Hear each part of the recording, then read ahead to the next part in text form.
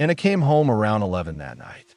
The autumn rain was so heavy that even her earbuds couldn't block out the pounding on her hood. She lived on the 8th floor of an old 9-story building where the elevator was constantly breaking down, and tonight, of course, it wasn't working again. As she climbed the stairs, Anna felt like someone was walking behind her, very quietly, carefully. But every time she stopped and turned around, the staircase behind her was empty. She blamed the feeling on exhaustion. Working at a call center drained every drop of energy from her. Inside her apartment, it was cold and quiet. Too quiet. Anna turned on the kettle, threw her bag onto the couch, and switched on her desk lamp.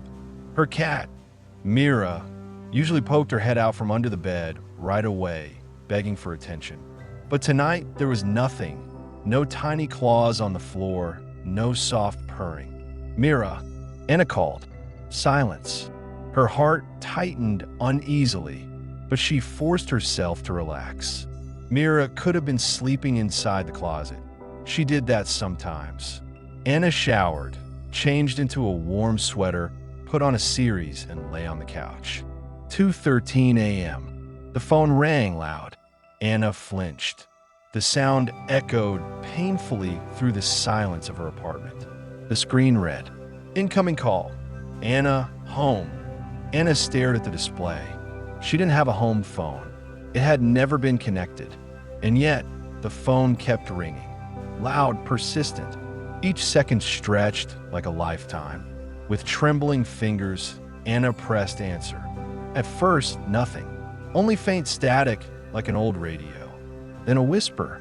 A woman's voice, barely audible. "Anna, leave the room." Anna froze.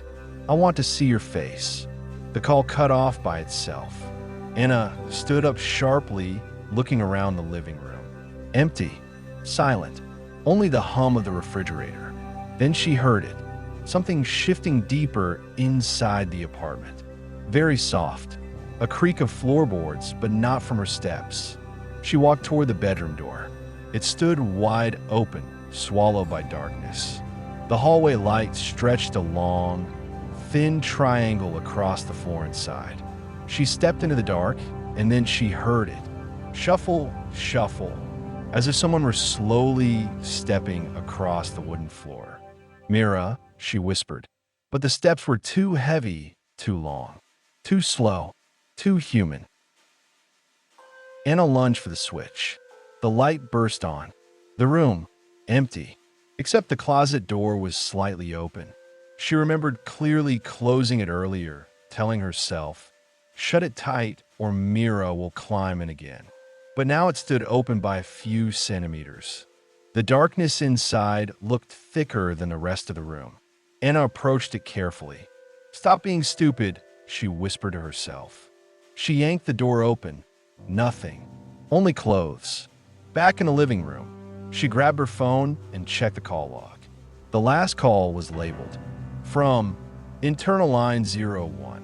Anna's stomach dropped. Her apartment had no internal lines. Suddenly, the phone rang again. Same caller. "Anna, home." Anna backed away and looked toward the bedroom. A whisper. Soft. Barely there. "Anna, leave the room." The phone rang even louder, as if someone was standing right next to her, amplifying the sound. Anna hit decline. 3 seconds of silence. Then, a loud thud from the hallway. She moved toward the sound.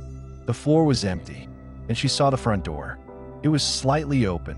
She knew she had locked 2 deadbolts when she came home. Anna lifted her phone and turned on the camera flashlight. The hallway of the building was pitch black, silent. Then she heard the jingle. Not phone this time. Keys. Her house keys. The sound was coming from inside the apartment. Behind her, she spun around. Her keys were on the floor.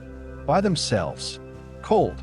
Wet, as if they'd just been out in the rain. She picked them up, her hands shaking so badly the metal clinked. The keys were warm, as if someone had just been holding them.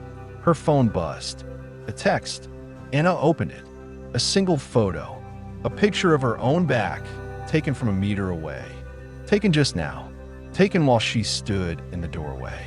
Anna screamed and slammed the apartment door shut, nearly missing her fingers. The phone rang again. This time, her own face appeared as the caller ID. Incoming call. Anna, home. Anna didn't answer. She just stood there, trembling, gasping for air. But the ringing wouldn't stop. Then, through the broken static, she heard the voice again. I left the room. Where are you?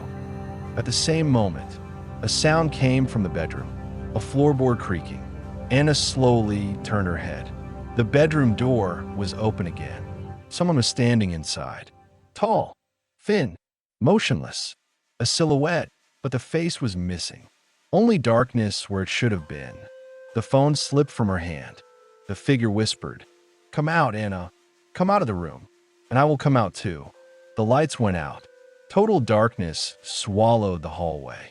And from the shadows, much closer now, came, "I'm already beside you." The next morning, neighbors complained about noise from Anna's apartment. When the police broke in, the place was empty. Anna was gone. No trace. The bedroom floorboards were worn down, as if someone had paced over the same spot for hours. Her phone lay in the hallway. One missed call. Incoming. Internal line 01. And one audio recording automatically saved. Anna's voice. "Who's there?" Silence. Then, a different voice. So close it nearly blew out the microphone. "You were home. Now your home is in me."